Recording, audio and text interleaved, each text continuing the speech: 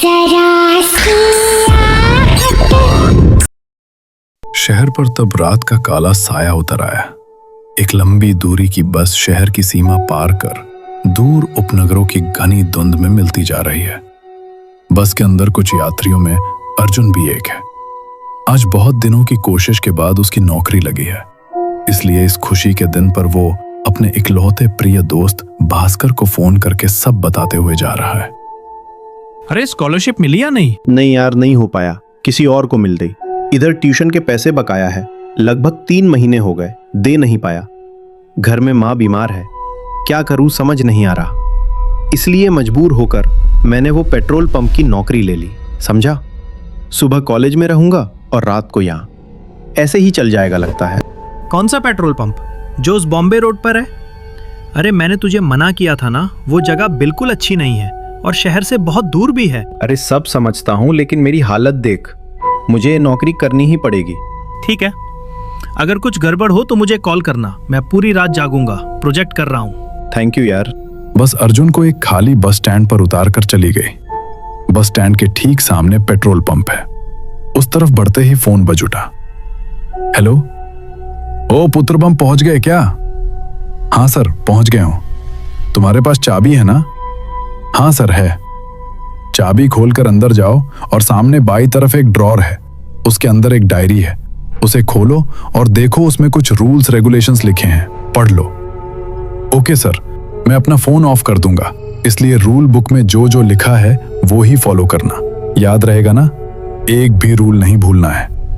Okay sir, तो फिर क्या? गुड लक पुत्र, गुड नाइट। अर्जुन चलते चलते पंप के पास आया, चाबी जेब से ढूंढ कर निकाली और ताला खोलकर पंप के ऑफिस में घुस गया। अर्जुन ने ऑफिस में घुसकर बाई तरफ का ड्रॉर खींचा और खोला। वहां एक पुरानी लाल रंग की कॉपी देखकर ही लग रहा था कि वो बहुत पहले की है। कॉपी खोलते ही अर्जुन ने देखा, उसमें बहुत सारे नियम लिखे हैं। उसने एक एक करके नियम पढ़ना चालू किया। किसी कस्टमर से उसकी मंजिल जानने की कोशिश मत करो, सिर्फ टैंक भर दो और पैसे लो, बस। क्यों?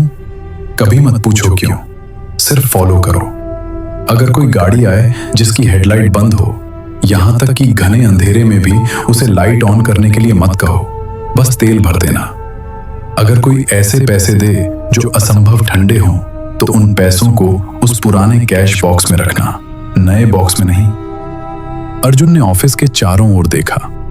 टेबल पर एक नए बॉक्स के बगल में एक पुराना जंग लगा हुआ टीन का बॉक्स रखा हुआ है। और फिर अर्जुन ने पुरानी लाल रंग की कॉपी उठाई और लास्ट वाला रूल पढ़ने लगा। रात 3 बजे के बाद सभी खिड़की दरवाजे बंद करके अंदर बैठे रहना। किसी भी चीज के लिए दरवाजा या खिड़की नहीं खोलना, यहां तक कि खिड़की से बाहर देखना भी नहीं। खिड़कियों पर पर्दा डाल देना। अगर रात 3 बजे के बाद बाहर किसी गाड़ी के हॉर्न की आवाज सुनो तो समझ जाना तुमने कोई नियम नहीं माना है, बहुत बड़ी गलती कर दी है, तुम्हारे बचने का अब कोई रास्ता नहीं है। आखिरी नियम पढ़कर अर्जुन के हाथ से कॉपी गिर गई। उसने जल्दी से उसे ड्रॉर में वापस रख दिया, लेकिन नियम उसके दिमाग में घूमने लगे। एक अनजाना कौतूहल और डर उसे धीरे धीरे जकड़ने लगा। वो और कुछ सोच ना पाया और फिर से दोस्त को फोन किया। हेलो, भास्कर सुन रहा है? हाँ अर्जुन बोल, सुन रहा हूँ। यार यहाँ कैसी अजीबोगरीब नियम लिखे हैं। बॉस ने कहा सब नियम मानकर चलना और स्विच ऑफ कर दिया। अब इन नियमों का क्या मतलब है, मुझे तो कुछ समझ नहीं आ रहा। कैसे नियम? अर्जुन ने एक एक करके सब नियम भास्कर को बताए। मुझे लगता है मैं थोड़ा थोड़ा समझ रहा हूँ, इसीलिए मैं तुझे उस पंप पर काम करने के लिए मना कर रहा था। क्या समझा? यार बॉम्बे रोड पर इन दिनों बहुत अजीब घटनाएं हो रही हैं रात को, कोई अब उस रास्ते से नहीं जाता। अजीब घटनाएं मतलब समझा नहीं। अरे समझा नहीं, भूतिया घटनाएं। मुझे लगता है ये नियम वैसे ही कुछ घटनाओं के लिए दिए गए हैं। मतलब यहाँ भी भूतिया घटनाएं होती हैं? अरे मैं ये नहीं कह रहा कि वहाँ भी होती हैं, लेकिन हो तो सकती हैं। तो इंतजार कर देखना क्या होता है। हाँ, इंतजार तो कर ही रहा हूँ, लेकिन किसका या किस लिए, यही समझ नहीं आ रहा। अर्जुन पेट्रोल पंप के अंदर बैठा भास्कर से बात करने लगा। तभी पेट्रोल पंप के बाहर की नियॉन लाइटें अचानक 2 बार दब-दब करके कांप उठी। अर्जुन ने ऑफिस के अंदर से कांच की खिड़की से वो देखा। रोशनी इतनी असामान्य तरीके से दबदब कर रही थी कि अर्जुन ने सोचा कि कहीं वो टूट न जाए। ठीक से देखने के लिए अर्जुन जैसे ही बाहर निकलने को हुआ, तभी अंधेरे के भीतर से एक काली अल्टो कार आगे आई, जिसकी हेडलाइट बंद थी। अर्जुन ने देखा कि कार पेट्रोल पंप के सामने रुकी। अर्जुन बाहर निकला और पंप की ओर गया। उसके दिमाग में नियम घूम रहे थे और दिल धुक धुक कर रहा था। टैंक फुल कर दो। अर्जुन की रीढ़ की हड्डी में वो आवाज सुनकर एक सिहरन दौड़ गई। कार की सभी खिड़कियों के शीशे बंद थे और कार के अंदर भी रोशनी नहीं जल रही थी, इसलिए कौन बोल रहा है ये पता नहीं चल रहा था। अर्जुन ने कुछ न कहते हुए चुपचाप तेल भरना शुरू कर दिया। ये सड़क कहाँ जाती है? अर्जुन को नियम तुरंत याद आ गया। सब सड़कें कहीं ना कहीं जाती हैं सर, बस कुछ सड़कें कभी खत्म नहीं होती। कार के अंदर से हंसी की आवाज आई। अर्जुन इस बात का कोई मतलब समझ नहीं पाया। 500 हुए हैं सर। अर्जुन की बात खत्म होते ही कार का शीशा नीचे हो गया। कार के अंदर के गुप्त अंधेरे के भीतर से एक हाथ बाहर निकला। हाथ में नोट पकड़े थे, लेकिन वो हाथ इंसान का नहीं, कंकाल का था। अर्जुन डर के मारे कांपने लगा। क्या करें समझ नहीं आ रहा था। वो बहुत जोर जोर से हांफने लगा। उसके पूरे शरीर पर पसीना आने लगा। अर्जुन कांपते कांपते नोट लिए, वे बर्फ से भी ज्यादा ठंडे थे। कार की खिड़की बंद हुई और कार चली गई। अर्जुन भागकर ऑफिस के अंदर घुसा और कांपते हाथों से वे पैसे पुराने टीन के बॉक्स में रख दिए। उसके बाद सामने रखी बोतल से गट गट करके बहुत सारा पानी पिया। फिर बाथरूम की ओर भागा। उसने बहुत सारी उल्टी की। आंखों और चेहरे पर पानी डालकर जब आईने की तरफ देखा तो पाया कि आईने के बगल की शेल्फ पर एक पुराना अखबार रखा है। अर्जुन ने अखबार उठाया और खोला। अखबार 1998 साल का था। पहले पन्ने पर एक एक्सीडेंट की तस्वीर थी। रात 3 बजे के समय एक बस बॉम्बे रोड पर उलट गई और उसके पीछे चल रही 4 गाड़ियों से टक्कर लगी। वो 8 गाड़ियां भी उलट गईं और सभी यात्री मारे गए। भयानक एक्सीडेंट, इसमें कोई शक नहीं। लेकिन ये अखबार यहां क्यों रखा है? इतना पुराना अखबार कोई यूं ही तो रखेगा नहीं। देखा, तब मैंने तुझे बहुत मना किया था। देखा ना कहां जाकर फंस गया। अब सोचकर क्या होगा? अब मुझे बता, इस अखबार का मतलब क्या है? साफ पता चल रहा है कि उस दिन जो लोग मरे थे वे अभी भी यहां से गए नहीं हैं। बाकी का 3 बजे बजने तक पता नहीं चलेगा। तू इंतजार कर। अर्जुन ने दरवाजा बंद करके, खिड़की बंद करके पर्दा डाल दिया और एक कुर्सी पर बैठ गया और हाथ में उठा लिया वही पुराना अखबार। बार बार वही खबर पड़ी। वो बार बार घड़ी की तरफ देख रहा था कि कब 3 बजे बजेंगे। वो पसीना बहाने लगा और जोर जोर से सांस लेने लगा। अचानक उसने घड़ी में देखा 3 बजे बज चुके हैं, लेकिन अभी तक कुछ खास नहीं हुआ है। अर्जुन ने थोड़ी राहत की सांस ली और फिर उठकर खड़ा हो गया। तभी देखा कमरे की लाइट दबदब कर रही है। रोशनी तप करके बंद हो गई। अचानक से एकदम घोट देने वाला अंधेरा अर्जुन को घेर लिया। अर्जुन एक जगह पर थोड़ी देर खड़ा रहा। उसके हाथ पैर फिर से कांप रहे हैं। अब उसने बहुत सारी गाड़ियों की आवाज सुनी। सब गाड़ियां एक एक करके पेट्रोल पंप में घुसी। फिर उसने सुना कि बहुत सारे लोग बाहर बात कर रहे हैं। उनकी आवाज सुनकर लगा कि बहुत लोगों की भीड़ बाहर खड़ी गप्पे मार रही है। अर्जुन को बहुत अजीब लगा। इतने लोग इस रात को यहां कैसे आ गए? क्या मुझे एक बार देखना चाहिए? लेकिन नियम में तो लिखा है नहीं देखने को। लेकिन अगर वे तेल भराकर पैसे ना देकर चले जाएं तो? अर्जुन काफी देर तक अंधेरे में खड़ा बाहर लोगों का शोरगुल सुनता रहा। फिर धीरे धीरे खिड़की की तरफ आगे बढ़ा और पर्दे को थोड़ा सा हटाकर कांच के अंदर से बाहर अंधेरे में क्या हो रहा है देखने की कोशिश की। लेकिन देखते ही समझा कि उसने बड़ी गलती कर दी है। उसने देखा बाहर पेट्रोल पंप पूरी तरह से अंधेरा है और उसके बीच काली छाया जैसी कुछ मानव आकृतियां हैं। उन्हें काली छाया के अलावा और कुछ कहा नहीं जा सकता, क्योंकि उनका कोई शरीर नहीं है। बस उनकी आंखें हरी रेडियम की रोशनी की तरह चमक रही हैं। अर्जुन देखकर डर के मारे कांप उठा। उसके पैर जैसे जाम हो गए। वो अब वहां से हिल नहीं पा रहा था। छायाएं आपस में बात कर रही थीं और अर्जुन की मौजूदगी में कोई रुचि नहीं दिखा रही थी। तभी वो काली ऑल्टो कार फिर से आई। इस बार भी उसकी कोई हेडलाइट नहीं चल रही थी, लेकिन आते ही कार ने जोर से हॉर्न दिया। अर्जुन का दिल कांप उठा। वो हॉर्न बजाता ही गया, किसी भी तरह रुका नहीं।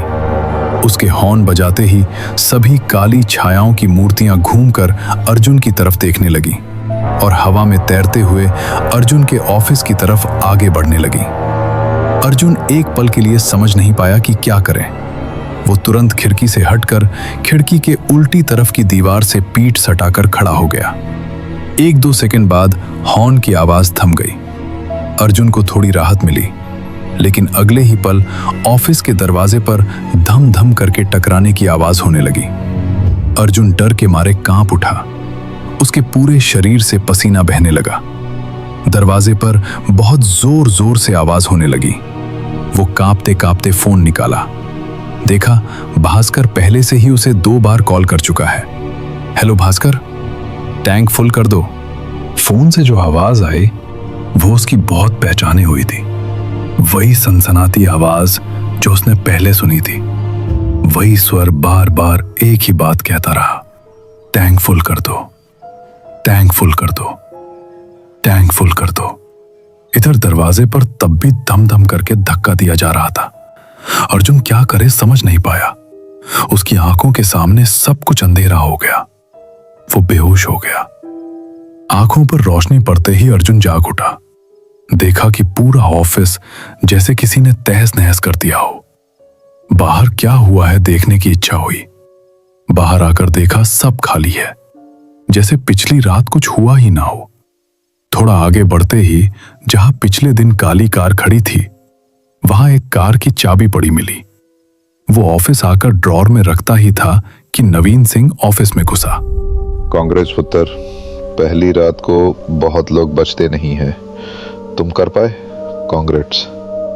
इन सब का क्या मतलब है सर? ये अगर बताता तो क्या तुम काम करते? देखो, मैं तुम्हें रोकूंगा नहीं। अगर और काम नहीं करना चाहते तो वो तुम्हारी इच्छा है, लेकिन अगर फिर से आते हो तो तुम्हें 2 गुनी तनख्वाह दूंगा। अर्जुन अभी भी पिछली रात के डर से उबर नहीं पाया था। मैं सिर्फ ये जानना चाहता हूं कि ये नियम क्यों हैं? इनका क्या मतलब है? नवीन सिंह कुछ देर चुप रहा, फिर धीरे धीरे बोला, ये नियम तुम्हें बचाने के लिए लिखे गए हैं। अर्जुन ध्यान से सुनने लगा। देखो, जब कोई इंसान देह त्याग करता है, खासकर अप्राकृतिक मौत से, तब वे समझ नहीं पाते कि उनकी मौत हो चुकी है। उनके लिए उनकी जिंदगी उस एक पल में ही अटक जाती है। वही एक पल वे हर दिन महसूस करते हैं। अर्जुन के रोंगटे खड़े हो गए। नवीन सिंह आगे बोला, लेकिन उनकी ये दुनिया हमारी दुनिया के अंदर ही है। ये पंप स्टेशन ही लास्ट स्टॉप था।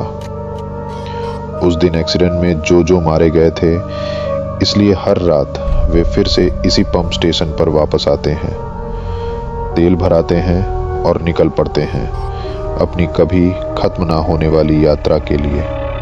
अर्जुन को अचानक कुछ याद आया। और पैसे अलग बॉक्स में क्यों? नवीन सिंह हल्का सा मुस्कुराया। क्या तुमने ध्यान नहीं दिया कि पैसे बहुत पुराने हैं, अब नहीं चलेंगे? बॉक्स खोल कर देखो, वे वैसे ही पैसे देते हैं। अर्जुन ने पुराना टीन का बॉक्स खोला। उसके अंदर रखे सभी नोट पुराने थे। कुछ तो वर्षों पहले बंद हो चुके नोट थे। फिर उसे कार की चाबी याद आई। उसने जेब से चाबी निकाली और नवीन सिंह को दिखाई। सर, इसका क्या मतलब है? नवीन सिंह का चेहरा अचानक गंभीर हो गया। क्या तुम खिड़की से देख रहे थे क्या? अर्जुन झिझका। हाँ, गलती से। Oh my god. Naveen Singh ने माथे पर हाथ रख लिया। तुम जानते हो तुम कितनी बड़ी मुसीबत से बचे हो। तुमने उन्हें याद दिला दिया कि वे अब जिंदा नहीं हैं। अर्जुन हैरान रह गया। मतलब कैसे? नवीन सिंह बोला, वे जिस दिन मरे थे उस दिन रात 3 बजे पेट्रोल पंप पर कोई नहीं था। उस दिन मुझे रहना था, लेकिन मैं पहले ही चला गया था। तुम्हें देखते ही वे समझ गए कि कुछ बदल चुका है। तुम्हारा भाग्य अच्छा है कि कम से कम एक ने तुम पर गुस्सा नहीं किया, बल्कि शायद उसी ने तुम्हें बचाया। लेकिन क्यों सर? नवीन सिंह ने अर्जुन के हाथ में पकड़ी चाबी की ओर इशारा किया। उनमें से एक की ये अंतहीन यात्रा, ये अंतहीन इंतजार खत्म हो गया है। उसने अपनी मृत्यु को स्वीकार कर लिया है और उसी ने तुम्हें धन्यवाद दिया है। ये उसका प्रमाण है, क्योंकि उसकी यात्रा समाप्त होकर रुक नहीं है। शाम ढलने लगी, तभी अर्जुन का फोन बजा। भास्कर का कॉल था। अर्जुन ने फोन उठाया। सॉरी भाई, कल सो गया था। कल कुछ हुआ तो नहीं ना? कुछ क्षण चुप्पी रही, फिर भास्कर ने पूछा, और आज क्या तू फिर से वहां गया है क्या?